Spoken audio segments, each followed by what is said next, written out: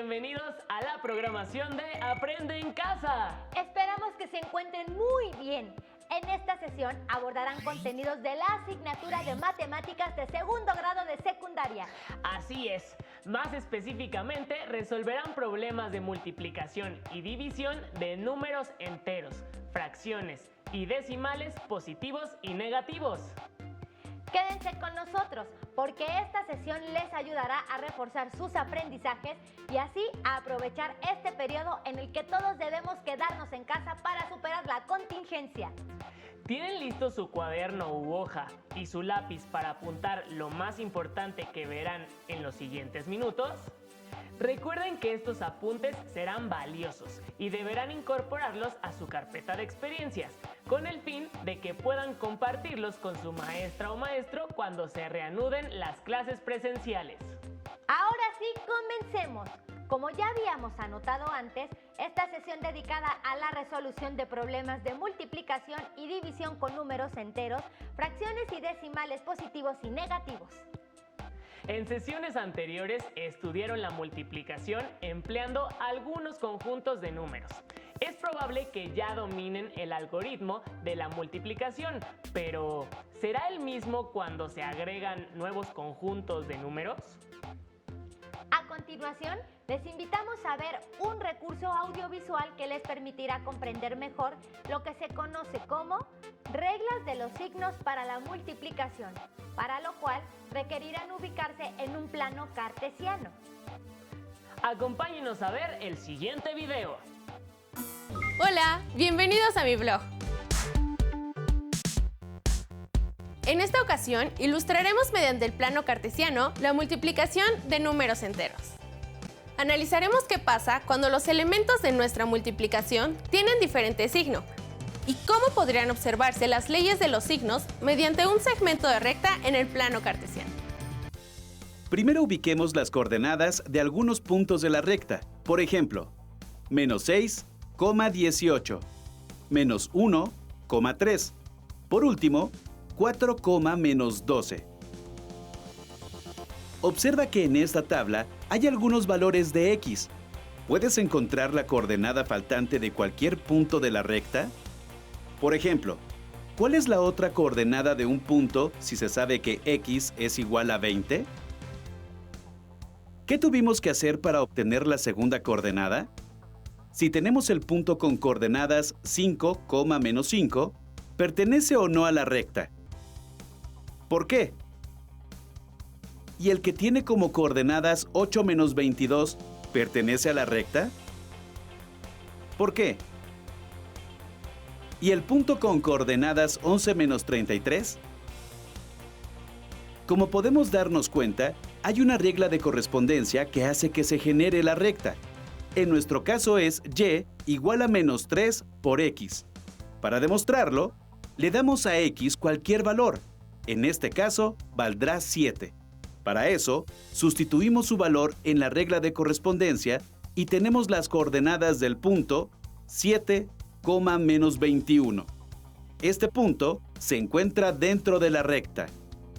En este otro caso, tenemos una tabla con valores de x que van del menos 4 al 4. Y la regla de correspondencia de y es igual a 3 por x. ¿Qué valores obtendremos al sustituir x por los valores en nuestra tabla? ¿Puedes imaginarte el aspecto que tendrá la recta que trazaremos con estas coordenadas?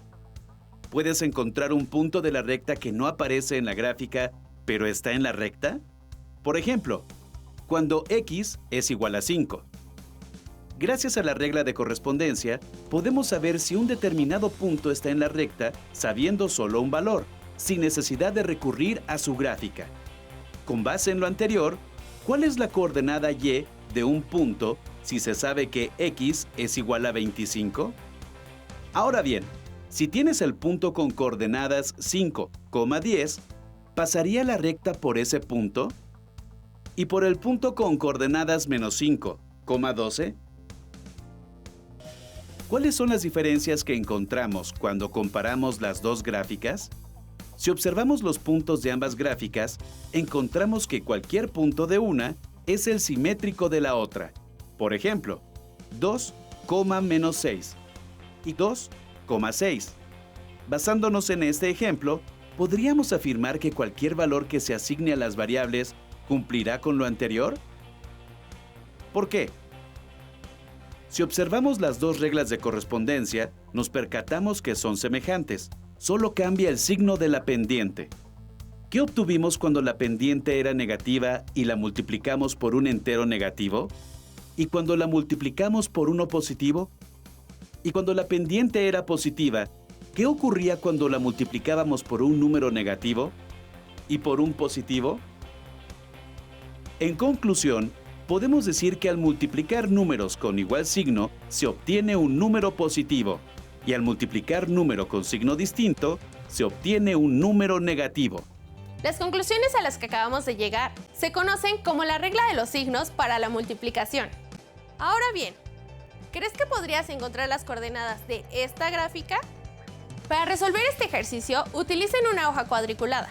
Háganlo con ayuda de sus compañeros y de su profesor. Yo soy América y nos vemos en el próximo Blog de las Matemáticas.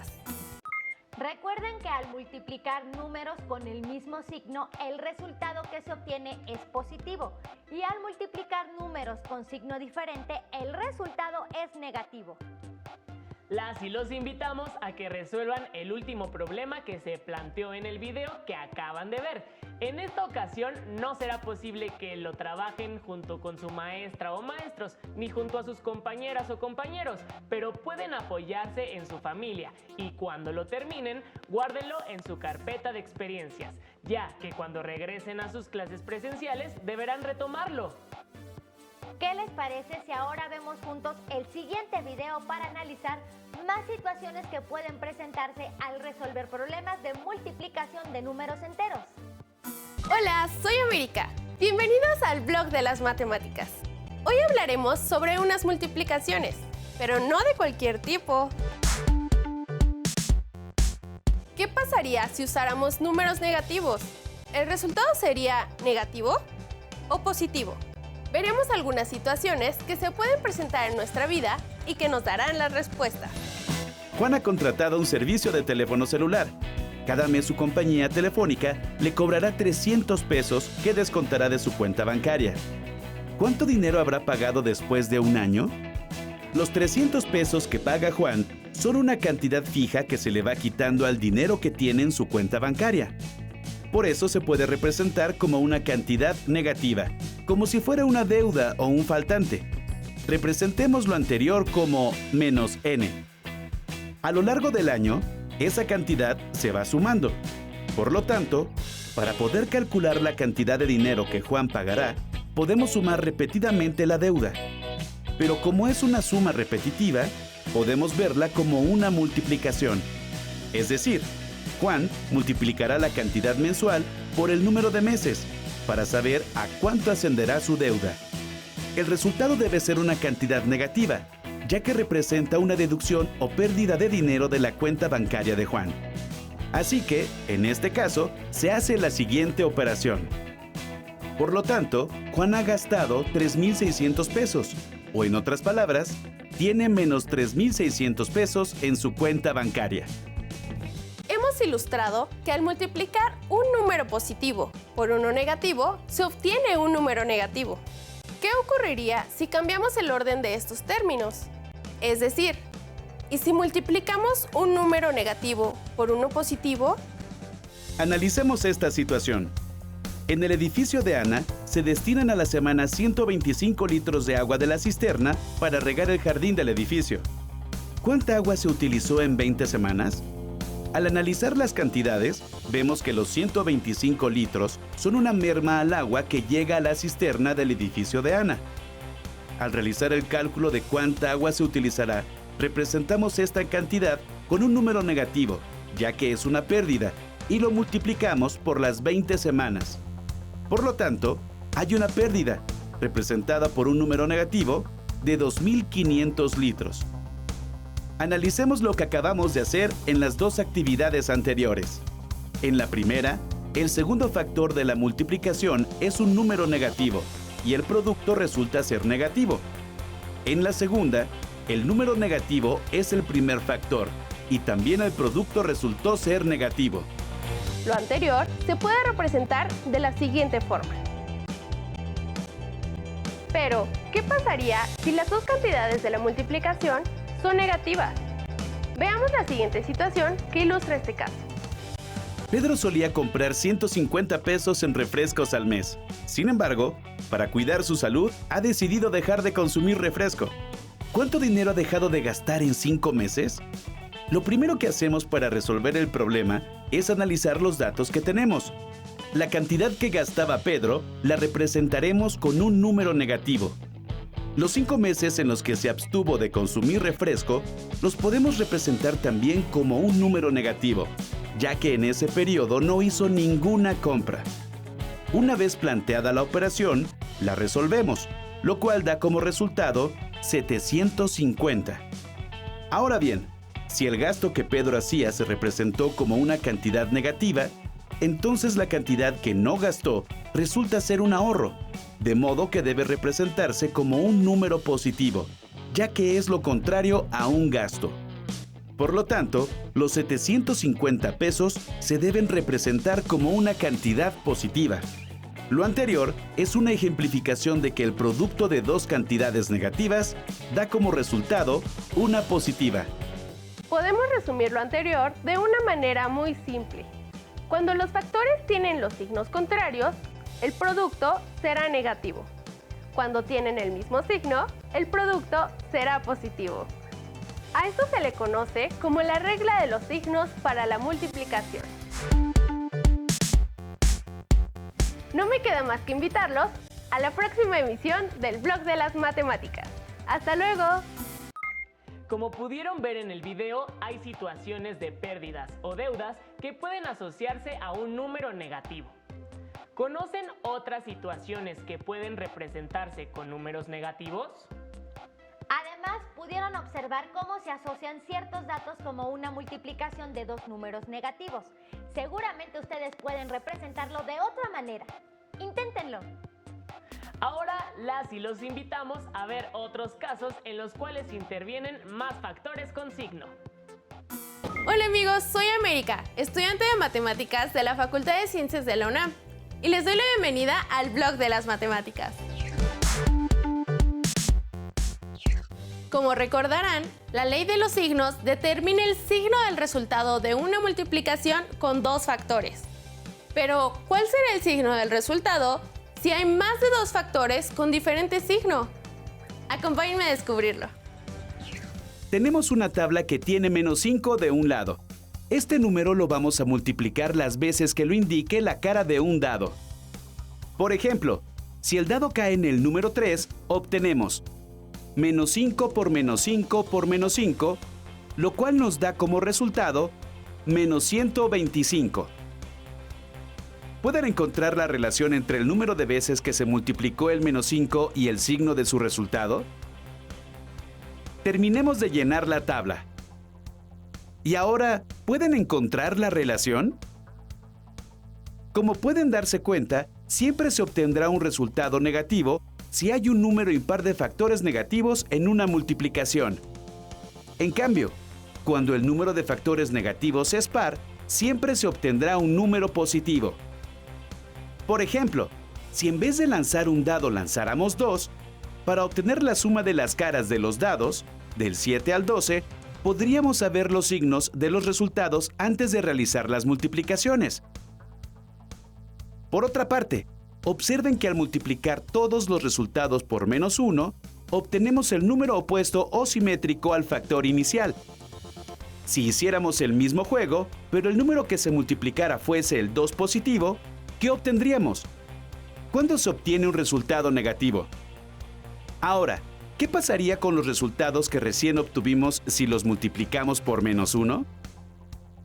Pueden poner pausa al video para que completen todas las tablas y comenten las respuestas con su maestro y sus compañeros de grupo. Ya vimos cómo cambia el signo del resultado de acuerdo con la cantidad de factores negativos que se tengan en la multiplicación. Pero, ¿qué pasa en el caso de la división? Veámoslo con el siguiente ejemplo. 3 socios pagarán por partes iguales una deuda que dejó su empresa por 2.493.396 pesos. Tomando en cuenta que una deuda puede considerarse como una cantidad negativa, ¿cuánto va a perder cada uno? Para encontrar esta cantidad, se divide el total de la deuda entre los 3 socios. Observen que el divisor 3 debe tener signo positivo porque no tiene sentido decir menos 3 personas. El resultado representa la pérdida que cada uno de los socios tendrá, así que esa cantidad es negativa. ¿Qué pasaría si en lugar de calcular la cantidad de dinero que cada socio debe pagar, nos interesara saber el número de socios? Dividimos la deuda total entre la deuda que cada socio debe pagar. De nuevo, como estamos hablando de personas, el resultado no puede ser negativo. Así pues, las leyes de los signos también se cumplen para la división. En la multiplicación, si hay un número impar de factores negativos, entonces el resultado siempre es negativo.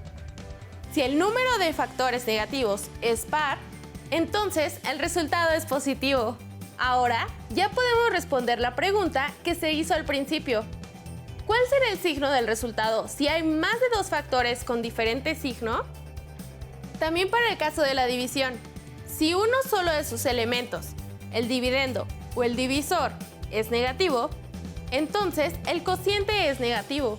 Y si ambos son positivos, el cociente también es positivo. Nos vemos en el próximo blog de las matemáticas.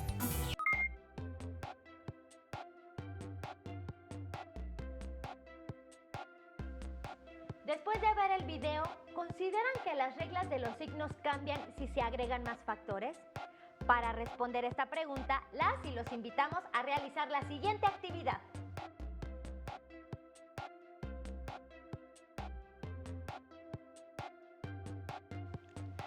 Empleen un dado o los números que ustedes elijan para hacer multiplicaciones con números.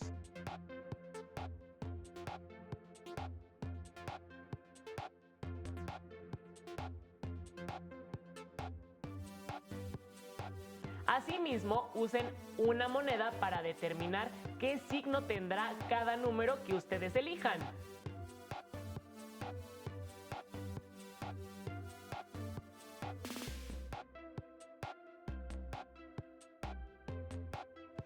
Por ejemplo, si al lanzar un dado sale 5 y al lanzar una moneda cae águila y ustedes han decidido que el águila es igual a negativo, entonces su primer factor será menos 5. Pueden comprobar sus resultados usando cualquier recurso de los que han estudiado en este programa u otros que ustedes dominen. Recuerden, guarden los productos de esta sesión en su carpeta de experiencias para que puedan retomarlos con su maestra o su maestro cuando regresen a sus clases presenciales. Para saber más sobre este tema, les recomendamos leer el libro El hombre que calculaba, del escritor y matemático Malva Tahan. De manera particular, en el capítulo 7 encontrarán una serie de operaciones que les permitirán formar los números del 1 al 10 usando solamente 4 cuatros. Bien, pues hemos llegado al final de esta sesión. No olviden seguir la programación de Aprende en Casa. Los esperamos en la siguiente sesión de la asignatura de Matemáticas, segundo grado de secundaria. ¡Hasta la próxima!